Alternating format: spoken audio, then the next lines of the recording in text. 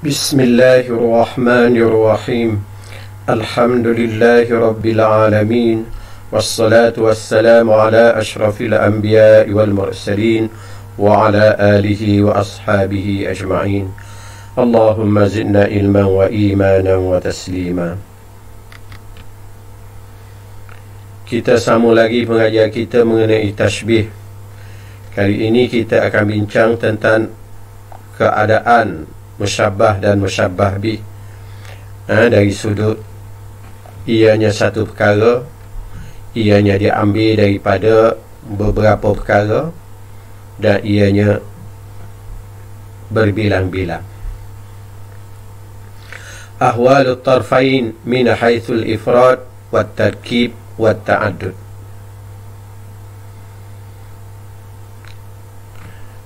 Keadaan tarfain dari sudut dia satu perkara, wat tarkib dia ambil daripada beberapa perkara, wat ta'addud dan ianya berbilang-bilang. Berdasar kepada ini dia terbahagi kepada tiga keadaan. At-tarfaini mufradain, kedua-dua tarf iaitu musyabbah dan musyabbah bih, kedua-duanya mufrad. Maksudnya musyabbah satu perkara, musyabbah bih juga satu perkara. Yang keduanya at-tarfaini murakkabain, kedua-duanya yakni musyabbah dan musyabbah bih, kedua-duanya murakkab, dia ambil daripada beberapa perkara. Musyabbah dia ambil daripada beberapa perkara, musyabbah bih juga dia ambil daripada beberapa perkara. Yang ketiga at-tarfaini muta'addidain, kedua-dua musyabbah, kedua-dua yakni musyabbah dan musyabbah bih berbilang-bilang. Musyabbah berbilang-bilang, musyabbah bih juga berbilang-bilang. Untuk kita mengetahui lebih lanjut, insya-Allah kita akan pelajari benda ini di pertemuan akan datang. Dan kali ini kita tengok dulu tarfaini mufradaini. Kita tengok tarfaini mufradaini, yakni musyabbah dan musyabbah bih, kedua-duanya mufrad. Apa maksudnya? Mal muradu bi tarfaini, apakah yang dimaksudkan dengan wa tarfu tashbih yang kedua-duanya mufrad? Serta bawa contoh. Jika ada soalan demikian, jawapannya wa an yakuna kullu wahidin minhuma unsuran wahid ghayra murakkabin min ajza' mithlu hunna libasul lakum. Kedua-dua tarf yakni musyabbah dan musyabbah bih, kedua-duanya mufrad. Maksudnya an yakuna kullu wahidin minhuma unsuran wahidan ghayra murakkab min ajza'. Setiap satu daripada keduanya, maksudnya musyabbah dan musyabbah bih itu unsuran wahidan, satu benda saja. Musyabbah pun satu benda, musyabbah bih pun satu benda. Ia bukan diambil daripada beberapa perkara, ia bukan diambil daripada beberapa juzuk dalam ayat tersebut, dianya satu benda saja. Ayakuna wahidan, unsuran wahid ghairu murakkab, tidak tersusun daripada beberapa perkara. Contoh dia hunna libasul lakum, isteri kamu pakaian bagi kamu. Mufrad mana? Musyabbah hunna, isteri kamu. Musyabbah bih libasun, satu perkara. Isteri sebenda, pakaian satu benda. Baik. Aqsamu tarfaini mufradain. Tarfain yang mufrad ni ada 4 bahagian. Musyabbah dan musyabbah bih yang kedua-duanya mufrad terbahagi daripada 4 keadaan. Kalau dia tanya uzkur aqsam at-tarfaini mufradain ma tamsil, cuba sebut, buat mari bahagian-bahagian tarfain, bahagian musyabbah dan musyabbah bih yang mufrad. Ada berapa musyabbah bih, musyabbah dan musyabbah bih yang mufrad ini? Ada 4 keadaan. Pertama, tashbih mufrad mutlak bi mufrad mutlak. Yang kedua, tashbih mufrad mutlaq bi mufrad muqayyad. Yang ketiga, tashbih mufrad muqayyad bi mufrad mutlaq. Yang keempat, tashbih mufrad muqayyad bi mufrad muqayyad. Mudah saja, benda yang sama saja diulang, cuma ditukar tempat. Kita ingat tashbih mufrad, apabila tashbih mufrad dia mesti ada, mufrad ni mesti ada mutlaq, ada muqayyad. Kalau mufrad mutlaq ni mufrad semata-mata, tidak dikaitkan dengan perkara-perkara lain. Kalau mufrad muqayyad, dia mufrad, dia satu benda tapi dikaitkan dengan benda yang lain. Mufrad mutlaq, satu benda sahaja, tidak dikaitkan benda lain, tidak dikait ataupun tidak diikat dengan benda lain, dengan perkara lain. Mufrad muqayyad, mufrad sebenda tapi diikat dengan perkara lain. Itu maksudnya. Boleh ingat tak? Boleh ingat tak? Aqsamut tarf, bahagian-bahagian tarfan, bahagian musyabbah dan musyabbah bi, yang mana kedua-duanya mufrad. Ada pertama, tashbih mufrad mutlaq. Maksudnya mufrad mutlaq di sini ialah musyabbah. Musyabbahnya mufrad mutlaq, musyabbah bi pula mufrad mutlaq juga. Yang kedua, musyabbah mufrad mutlaq, musyabbah bi mufrad muqayyad. Yang ketiga, musyabbah mufrad muqayyad, musyabbah bi mufrad mutlaq. Yang keempat, musyabbah dia mufrad muqayyad dan musyabbah bi mufrad muqayyad juga. Untuk kita fahami lebih detail, kita tengok contoh. Pertama, tashbih mufrad mutlaq dengan mufrad mutlaq. Contoh dia macam mana? Hunna libasul lakum wa antum libasul lahunna. Firman Allah, hunna libasul lakum wa antum libasul lahunna. Isteri-isteri kamu adalah pakaian bagi kamu, dan kamu adalah pakaian bagi isteri kamu. Mana musyabbahnya? Musyabbahnya isteri kamu. Hunna mufrad dia.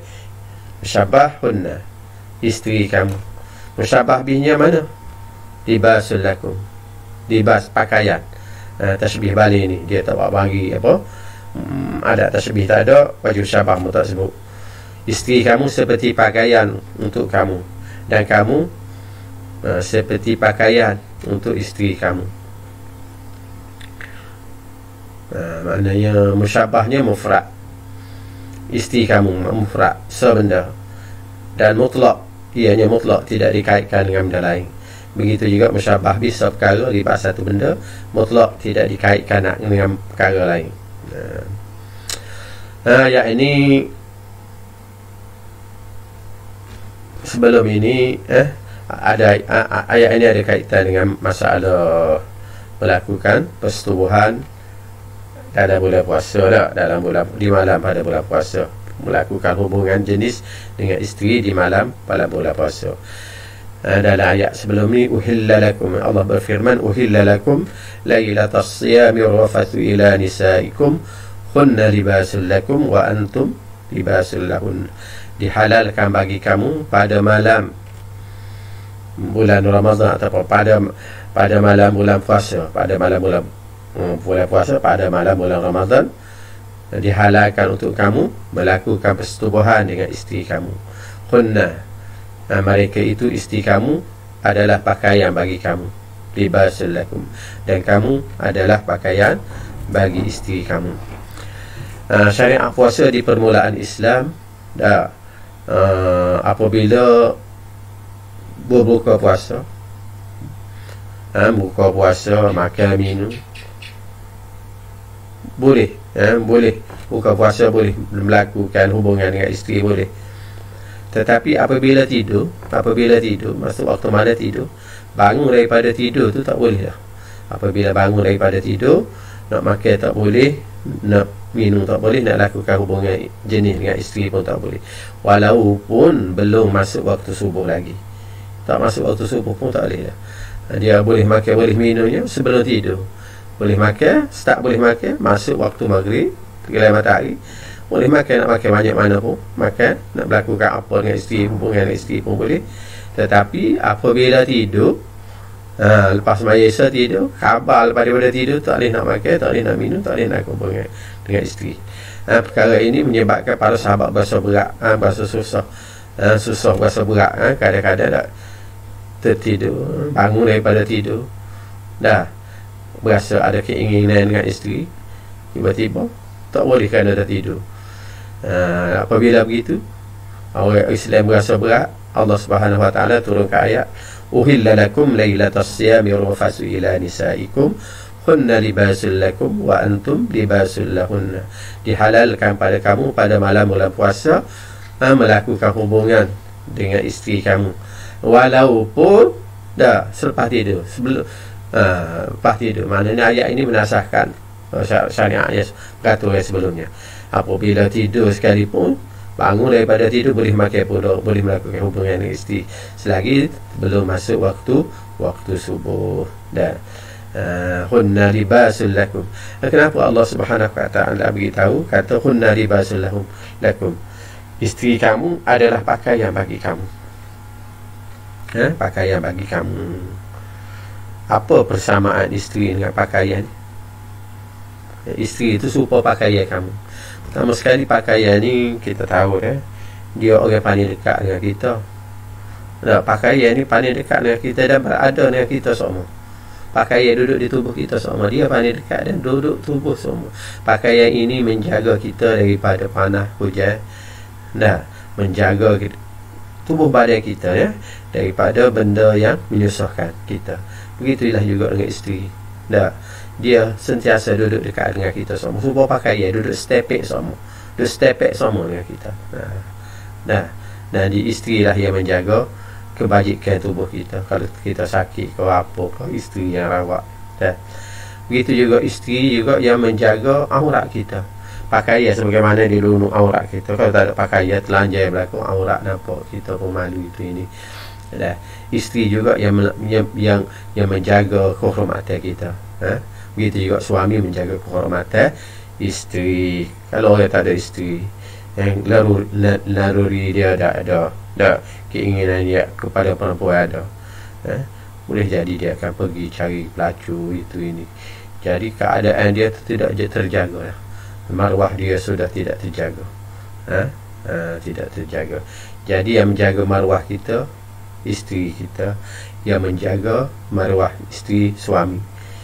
Hunna libasul lakum wa antum libasul lahunna. Seperti pakaian menjaga tuai dia, marwah tuai dia, menjaga tuai dia daripada panas, menjaga tuai dia daripada benda yang menyakitkan tubuh dia. Begitulah keadaan isteri menjagakan keadaan suami dia, keadaan suami menjagakan keadaan isteri dia.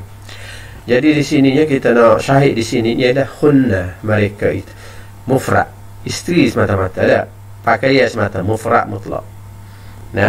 Mufrad mutlak. Musyabbahnya mufrad hunna, musyabbah bihi libasun mufrad juga, mutlak, mufrad serta mutlak. Maknanya mufrad satu benda, mutlak tidak dikaitkan dengan benda yang lain. Isteri dah tidak dikaitkan dengan apa-apa lagi dengan benda yang lain. Begitu juga libas, pakaian mutlak, mufrad mutlak, musyabbah bihi tu dah. Mutlak maknanya tidak dikaitkan benda yang lain. Yang kedua, misal tashbih. Masih lagi misal tashbih mufrad mutlak juga.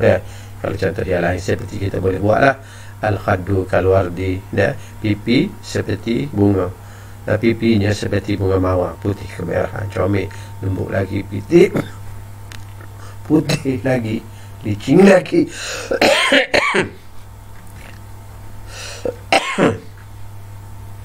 Musyabbah khaddu, mufrad mutlak.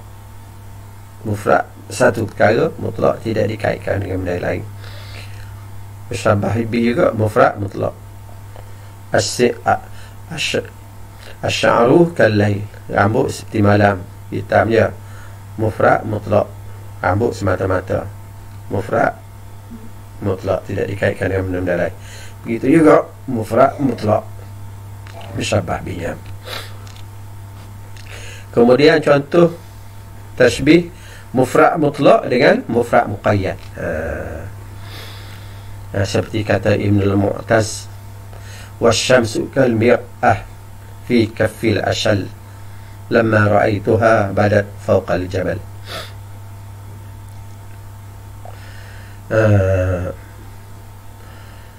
Matahari seperti cermin di tangan, cermin di tangan yang lumpuh. Tangan, ada orang lumpuh tangan saja, ada lumpuh kaki, ada orang lumpuh penuh tubuh, ada orang lumpuh sebelah tubuh. Ni dia lumpuh tangan saja. Maknanya tangannya sudah tidak berfungsi, tak nak pegang dengan kuat, tak boleh bergerak, bergerak. Dia kata Ibnul Mu'tazili, aku tengok matahari itu duduk atas bukit, dah supalah cermin duduk di tangan, supa cermin duduk di tangan, di tangan yang di tangan yang lumpuh. Makna cermin duduk tangan lumpuh tu kat bergerak-gerak, bergetar-getar. Cermin ni maksud bukan kata cermin yang biasa, cermin berbulat supaya matahari dia. Dulu ada cermin bulat, dan ni pun ada cermin dia hak betul bulat. Bulat lah.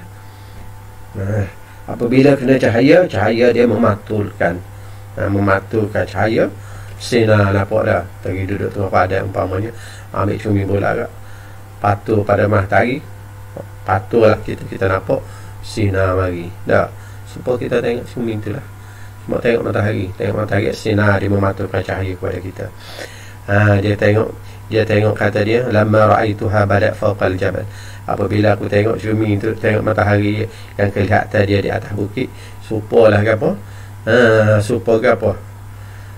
Supa cermin hak duduk tangi orang, duduk tangi hak cacat. Duduk tangi hak lumpuh. Maknanya duduk tangi lumpuh dengan keadaan dia bergerak, mana pegang dengan tidak kemah, keadaan dia bergerak. Dah. Baik. Boleh bayar kita guna sejak bayar bagaimana orang pergi cermin bola, dia cari pantul cahaya kita dan dia tu tak boleh pergi kuat cermin tu, tidak kemas stabil, tak pergi bergerak sikit-sikit. Begitulah tengok keadaan matahari duduk atas bukit, kau naik gerak dan mematulkan cahayanya. Syahid kita di sini ialah musyabbah mufrad mutlak. Mana musyabbah? Musyabbah ialah syamsun. Dah. Mufrad dia seperkara, mutlak tidak dikaitkan dengan apa-apa benda lain. Syamsun semata-mata dia. Musyabbah bihnya apa? Mir'at, cermin. Seperkara juga, cermin satu perkara, tapi muqayyad dikaitkan dengan benda lain. Dikaitkan dengan apa? Fi kaffil ashal. Cermin bulat berada di tangan hak lumpuh. Di tangan hak lumpuh dia pegang, maknanya tak tetap bergerak sikit-sikit. Itu maksudnya dah. Dikaitkan fi kafil asyah. Bukan kata sekat kalmirah saja, cermin matahari seperti cermin. Tidak maksud dia begitu. Dia maksud dia matahari seperti cermin yang bulat yang berada di tangan orang, di tangan hak lumpuh. Itu yang dinamakan mufradnya seperkara cermin, tapi dikaitkan. Dikaitkan dengan apa? Fi kafil asyar. Itu maksud dia mufrad mutlak dengan mufrad muqayyad. Yang ketiga, contoh mufrad muqayyad dengan mufrad mutlak pula. Kita ambil contoh saat ini jugalah. Contoh mana? Kita balik saja. Kita kata pula al-mir'atu, cermin itu, cermin di tangan orang yang fi kafil asyal, di tangan orang, di tangan yang yang lumpuh seperti matahari. Tengok tangan orang lumpuh, dia pegang cermin mematahkan cahaya, supaya matahari mematahkan cahaya kita. Dia tidak, dia bergerak ketar-ketar dah. Tukar saja. Mana musyabah di sini? Musyabahnya mufrad muqayyad, iaitu musyabah mufrad apa ni? Seperkara. Mir'at, cermin je. Dah. Cuma dia muqayyad, dikaitkan dengan keadaan di tangan yang lumpuh. Dah. Musyabah bih dia mufrad juga syamsu dan mutlak semata-mata, tidak dikaitkan dengan perkara lain. Yang ketiga dah. Yang keempat, mufrad muqayyad dengan mufrad muqayyad. Tashbih mufrad muqayyad dengan mufrad muqayyad. Musyabah mufrad muqayyad, musyabah bih dia mufrad muqayyad. Contoh dia Al-ilmu fi siwari kan nakshi ala al-hajar. Ilmu yang diperolehi semasa kecil seperti mengukir di atas batu. Kita ukir atas batu ni mana ya? Kita ambil pahat ke, tulis sesuatu, ukir. Ukir maknanya bukan tulis biasa. Kita tebuk batu, ukir. Ukir mana tebuk? Tulis dengan tebuk batu. Dah tebuk. Tulisan dengan ukir ni dia tidak akan padam sampai bila-bila, kecuali batu tu pecah. Lah. Kalau tulis dengan dakwah, dia boleh padam, boleh hilang. Begitulah juga ilmu semasa dipolis masa kecil ni, dia diingati lama, payah nak hilang. Supaya kita tulis atas batu. Mana musyabah? Musyabah ilmu. Muqayyad, dia dikaitkan dengan sesuatu. Bukan semata-mata ilmu, tapi dikaitkan ilmu semasa kecil atau muqayyad. Musyabah bih juga mufrad. Apa dia mufrad? Nakshun. Tulis. Dah dengan apa ni? Ukir. Tapi bukan semata-mata ukir. Ukir alal hajar. Maksud dia begitu. Jadi semua tu dia jadi mufrad muqayyad deh. Mufrad muqayyad, musyabah ilmu fi sigar, mufrad muqayyad, musyabah bih nakshi alal hajar, mufrad muqayyad. Jadi kalau kita kata al ilmu fi sigar kan nakshi, salah. Sebab musyabah bih itu dia mufrad muqayyad. Kata Pak al ilmu kan nakshi alal hajar pun salah juga. Ilmu seperti mengukir atas batu tak benar. Kena kaitkan dengan qaidun dia itu, ikatan dia itu. Ini contoh tasbih mufrad muqayyad dengan tasbih mufrad muqayyad. Dia minta lah, boleh jadi dia minta soalan masih tasbih mufrad muqayyad bi mufrad muqayyad. Baik, al-qaidu fi tasbih mufrad muqayyad. Qaidu ni makna ikatan. Pada tasbih mufrad muqayyad, ikatan tu nak mengikat dengan apa? Kita nak ikat apa ni, musyabah ataupun musyabah yang mufrad tu nak ikat dengan apa? Kalau terikat dia panggil muqayyad, kalau tak terikat dia panggil mutlak semata-mata. Kalau terikat dia boleh terikat dengan jar wa majrur. Yang mengikat lapah apa ni? Lapah musyabah mutlak ialah jar wa majrur. Jar wa majrur. Apabila ada jar wa majrur, maka dia jadi muqayyad dah. Dia tidak jadi mufrad dah. Dia jadi mufrad lagi, jadi mufrad muqayyad dah. Tidak jadi mufrad mutlak. Mufrad mutlak ni dia tak terikat apa-apa. Begitu juga pengikatan dia boleh dilakukan dengan zarah. Zarah selain pada jar majrur. Begitu juga boleh dilakukan dengan hal, dan boleh al-qaidu juga boleh dilakukan dengan sifat. Buat mari ayat kata satu benda dan beri sifat kepada dia. Buat mari satu benda beri jar wa majrur pada dia. Buat mari satu benda beri zarah pada dia. Buat mari satu benda wahai musyabah, kemudian kita beri hal pada dia, maka dia akan jadi mufrad muqayyad. Kita tengok contoh tafi tarf. Contoh nak ikat tarfun. Ingat dia kali sebut tarfun apa dia? Musyabah dan musyabah bih. Kita nak ikat musyabah dan musyabah bih yang apa? Yang mufrad. Kalau musyabah bi murakkab terikat dah, itu kita bicara semula. Al-ilmu fi sirah kan nakshi ala al-hajar. Ini pengikat dia jar wa majrur. Dah. Musyabah dia ilmu. Ilmu tu sabda diikat dengan jar wa majrur. Musyabah bi dia juga mufrad juga, naksun, diikat dengan jar wa majrur. Yang kedua al-junun amama ar-rais kal mayit. Tentera itu di hadapan presiden seperti mayit, tak bergerak, tenang, takut apa, tak bergerak, tak menyangus, seolah-olah mayat. Takutnya kepada pemimpin. Mana musyabah dia? Musyabah al-junud. Mufrad junud tu sabda, tapi diikat dengan zarah amama ar-rais, di hadapan pemimpin. Bukan semata-mata junud, tapi junud yang berada di hadapan pemimpin. Seperti mayat kalau tidak datang, bukan berhadap, bukan di hadapan presiden, boleh jadi dia bergerak, bergerak, cakap, tak. Tapi apabila pemimpin ada senyap seperti mayat, Jadi musyabbahnya mana? Takyid dengan apa ini? Takyid dengan zaraf. Yang ketiga boleh takyid dengan hal. Kita tengok ra'aitu Muhammadan masyian kal barki. Aku tengok Muhammad berjalan seperti kalbar, seperti kilat laju. Musyabbah ni kita tengok Muhammad tapi ditakyid dengan hal. Tak. Muhammad masyian. Muhammad masyian dalam keadaan dia berjalan. Tak. Hal dalam keadaan dia berjalan. Baik, yang keempatnya ditakyid dengan sifat al-mar'atu salihah ka hurlin. Perempuan yang soleh seperti bidadari. Bukan kata perempuan seperti bidadari. Kalau kita kata perempuan seperti bidadari, tak soleh. Mana boleh bidadari tidak soleh. Bidadari ini dia ikut suami dia, comel dia ikut suami dia. Begitu juga keadaan perempuan yang soleh. Jadi perempuan bukan semata-mata perempuan yang soleh seperti bidadari, bukan semata-mata perempuan seperti bidadari, tetapi perempuan yang soleh. Jadi di sini qaidun, di sini ikatan, di sini ialah sifat salihah. Yang tiga ikatan dia hal masyiyah.